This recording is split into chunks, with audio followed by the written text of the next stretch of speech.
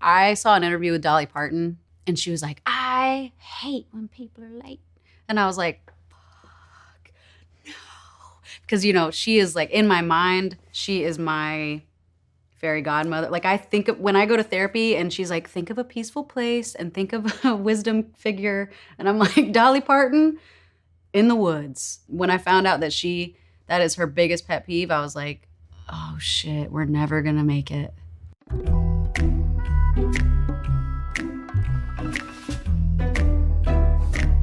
This was pretty early on in writing the album, and I got the music for the chorus first. I was like, I have to write the coolest shit ever because this has to be, like, this is the best shit, so I have to make it good. I was like, oh, it'd be really funny to like roast myself for how disorganized I am and how it impacts all of my every day. You know, every day, like I run out of time. I have this neighbor. I don't know how old she is, maybe in her 70s, and she loves bourbon, which is great. So do I. And one day, you know, she was talking about just some heavy shit that her and her family had been through.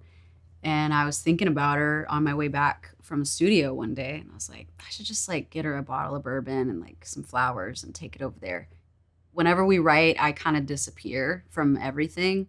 So I didn't see her for months. I thought about her all the time. I did end up finally bringing her some bourbon glasses and, you know, a bottle, but like a year later. I asked myself a lot of questions that made me feel really uncomfortable while making this record. And I think that was kick-started by so many social injustices that got a spotlight during the pandemic. I think that if you're doing work on yourself, then you also have to think about yourself in the context of where you live, the time you're living in, all that stuff, right? So there's no shortage of unanswered questions that I have about my own character, you know, and they all come up on the album. I feel like my sense of anxiety around time management has gotten worse since the pandemic. It was like so much tragedy, so much heavy, dark shit happening, and then also just stillness. The stillness part of it, I wish I could keep and take with me, but that's not real life, you know? I don't know. I don't feel like I can just walk into a room if I'm 15 minutes late and be like,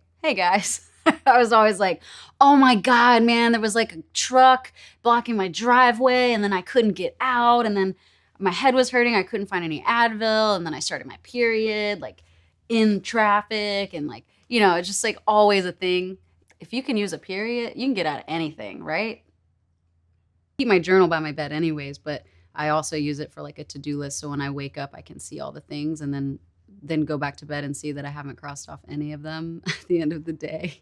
In my brain, that's like Oompa Loompas. You know how in Willy Wonka and the Chocolate Factory, the Oompa Loompas are singing really catchy little phrases, but if you really listen to the words, they're kind of twisted. That's the truth teller throughout the whole story. You know, they kind of represent that. So I wanted that voice, that like something that sounds a little bit different. Like it's not just coming from me. It is dissociative a little bit. And it's kind of the truth teller.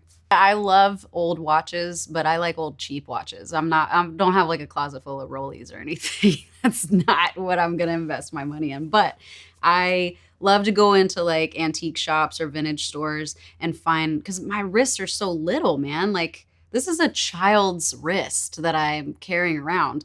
And so I have to find things that probably belong to little old ladies at one point. It's so funny to me because I'll buy watches on Etsy that don't work. And I don't, you know, that's not what it's for. It's not for telling time. It's just to have something on my wrist, basically. There's so much serious shit happening. There's so many causes. Like how does a person who is self-aware enough, but also politically and culturally aware, socially aware, how do you even pick what thing to focus on and you know, maybe devote your life to in some respect when everything is an emergency? It does feel like there's not enough time in the day, in the month, in the year to fix everything.